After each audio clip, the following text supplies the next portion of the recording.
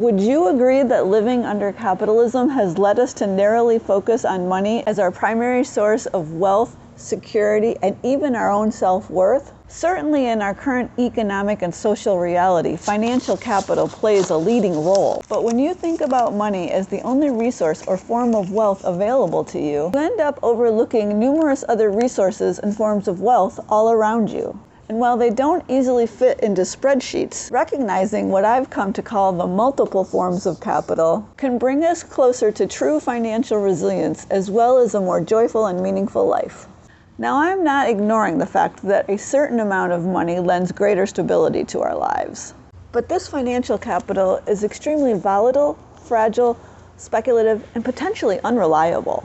Even personal finance encourages you to diversify your assets. That's why in this video, I'd like to explore a much more expansive view of wealth that diversifies your portfolio exponentially and lends stability, agency, resilience, and even joy that just can't be found when relying on money alone, especially on our climate-challenged planet. According to the Oxford Dictionary, capital is wealth in the form of money or other assets, as well as a valuable resource of a particular kind. From an economics perspective, capital also has the potential to generate more wealth. And all of these other forms of capital that I'm going to talk about today have the potential to do just that. I first encountered this concept of other forms of wealth through my involvement in permaculture and a well-known article written by permaculturalists Ethan Rowland and Gregory Lindua called The 8 Forms of Capital. But this idea isn't original to permaculture.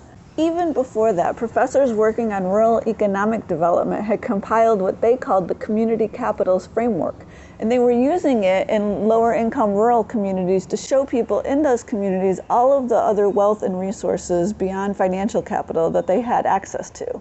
So yes, the first of the 8 forms of capital is financial capital, the one we know most as a society and interact with on a daily basis as our means of exchange. It's all the things you think of with Wall Street. Currencies, stocks, bonds, cryptocurrency, cash, these are all examples of financial capital. But moving on to these non-monetary forms of capital, the first one we get to is material capital. The material capital is the physical, tangible things that we can touch that are not living things. The seat that I'm sitting on, the phone that I'm filming this with, the house that I live in, the car that you drive, the laptop that you use, the tools a plumber uses. With living capital, we get things like the apple tree in your yard, the park in your neighborhood, our national parks, the fresh air, the clean water, the rivers and streams, the fox in the forest, your backyard chickens.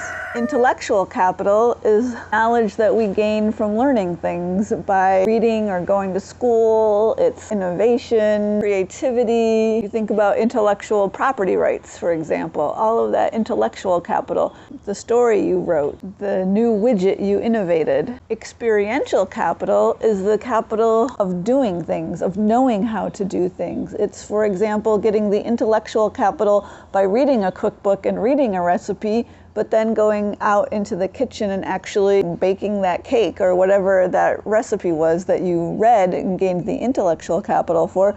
You gained the experiential capital when you went in the kitchen and made it. It's reading how to repair a bicycle tire in a book with the intellectual capital, and then actually going out and repairing your flat tire. So it's the things we know how to do. It's the plumber knowing how to actually go out and fix a leaky faucet. All of these things are experiential capital, things we learn by doing. There's also social capital, which is the capital we gain by our connections and by building community. It's the relationships we have with our friends, our family, our neighbors, and all of the additional security in our lives that comes from that, and forms of opportunities as well. The people you know through your involvement in the PTA, through the people at whatever church you might go to, or other social club that you are involved with. If you ever lost a job, and then you posted on Facebook or otherwise let people in your network know that you were looking for a job, and someone who you knew was able to get you an interview where they worked, for example, and then you were hired for that job, then you used social capital to get a new job. Having connections and community can be a very valuable form of capital. There's also cultural capital. So that's the capital of songs, the history, the common heritage that we have, the ethnic foods. These are all examples of forms of cultural capital. And there are things that greatly enrich our lives and can even be turned into monetary capital by, creating works of art or even leading tours of the culture of your own locale, showing off what's specific about it. Each place kind of has its own culture and energy. There's also spiritual capital. This is the last of the 8 forms of capital. It can be a religious faith, but it doesn't have to be. It can be your yoga practice, a meditation practice, whatever you do to center yourself and find meaning for your life in this great universe that we live in. Those are the 8 forms of capital. I also think about 3 other forms of capital that I've seen other people discuss as well. And the first is health. I think health is such a vital form of capital that it's the foundation for everything. Without it, it's so much harder to pursue any of the other forms of capital. And in fact, the other forms of capital lose a lot of their meaning if we don't have that foundation of good health. The second additional form of capital is attention capital. And I think that, Mark Zuckerberg and Facebook and Elon Musk with Twitter and so many other things, the media, advertising have proved how extremely valuable our attention is as a form of capital. And I think we can be much more diligent and thoughtful with how we spend our attention capital. What are we giving it to? Are we giving it away in ways that are enriching other people more than they're enriching us? And I don't just mean financially, I mean even just spiritually. Are they draining us? Are they putting us in a place of fear? Also, are we losing opportunities because we're spending our attention in ways that we're consuming instead of producing? Producing in ways that could earn us money or save us money or just fill us with creative joy. So being mindful of our attention capital. And the third one, similar, is time capital. And time we can't get back. It's once that second, that moment, that hour is gone, it's gone. And time, again and again, research shows that what really makes for a wealthy life, what people really want, is time autonomy. They want to be able to spend their time the way they want to. They want to have the autonomy to choose that way they spend their time. It's not about fancy cars or houses or boats or private jets, what people really want to lead a rich life. It's time autonomy. I personally feel much more resilient and joyful when I think in terms of these multiple forms of capital as opposed to only thinking about how much money I have or may have someday.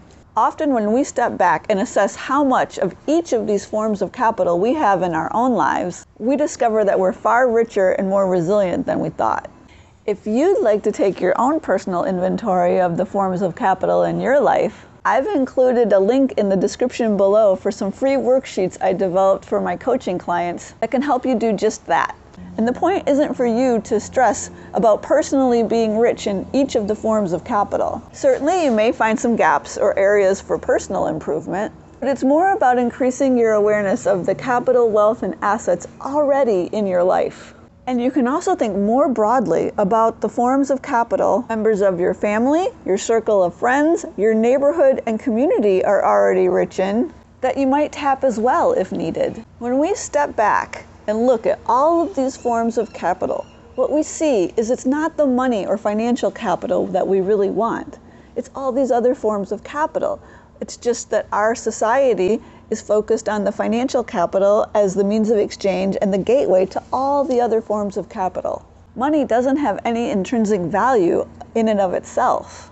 It also seems to me that the more we circumvent money and directly access these other forms of capital, the more we do to reduce the impact of inflation in our own lives. These other forms of capital may also be the ultimate hedge fund.